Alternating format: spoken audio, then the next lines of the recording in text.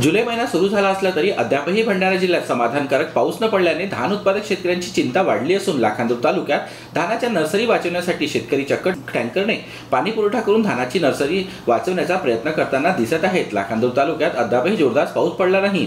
शेतकऱ्यांना धानाच्या नर्सरी लावल्या, मात्र बियाण्यांची उगवणी होताच पावसाचा खंड पडल्याने अनेक ठिकाणी धान नर्सरी उष्णतेमुळे वाढू लागल्या आहेत।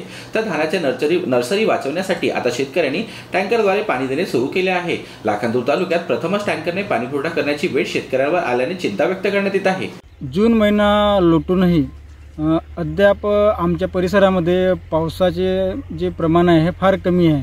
आता कालच जुलै महिन्याची सुरुवात झाली आहे, मात्र जो पावसाचा जोर आहे हा अजूनपर्यंत वाढलेला नाही आहे। आणि आमची जी धानाची नर्सरी आहे ही नर्सरी आम्ही आता मागचा जो पहिला पाऊस आहे, पहिल्या पावसामध्ये आम्ही नर्सरी टाकली होती आणि एक पाऊसही पडला, मात्र त्यानंतर पावसाने हुलकावणी दिल्यामुळे आमचे जे परे आहेत ते परे आता सुकायला सुरुवात झाली आहे आणि पाऊसही येत नाही आहे। त्यामुळे आता रोवणी कशी करावी किंवा जे लावलेले धानाची नर्सरी आहे ही धानाची नर्सरी कशी जगवावी हा आमच्या आता मोठ्यासमोर प्रश्न पडलेला आहे।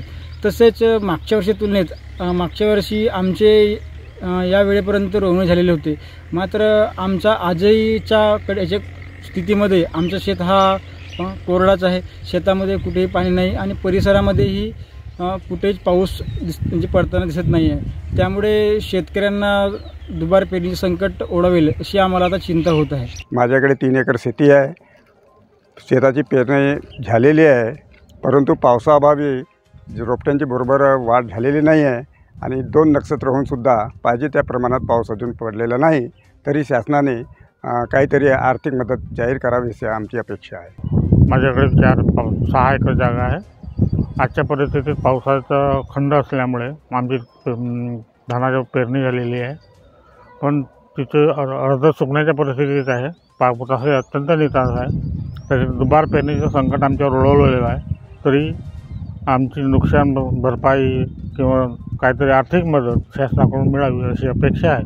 दरम्यान काही ठिकाणी इटियातो धरणाचा पाणी सोडण्यात आल्याने धानाचे नर्सरी वाचल्या, तर गोशीखुर्द धरणाच्या डाव्या कालव्यातून पाणी सोडण्यात आल्याने काही ठिकाणी नर्सरी वाचवण्यात शेतकऱ्यांना यश आले आहे। मात्र अनेक गावांमध्ये पाण्याअभावी काही ठिकाणी अद्यापही नर्सरी लावण्यात आल्या नाहीत, तर अशीच परिस्थिती यावर्षी लाखनी तालुक्यात देखील पाहायला मिळत आहे।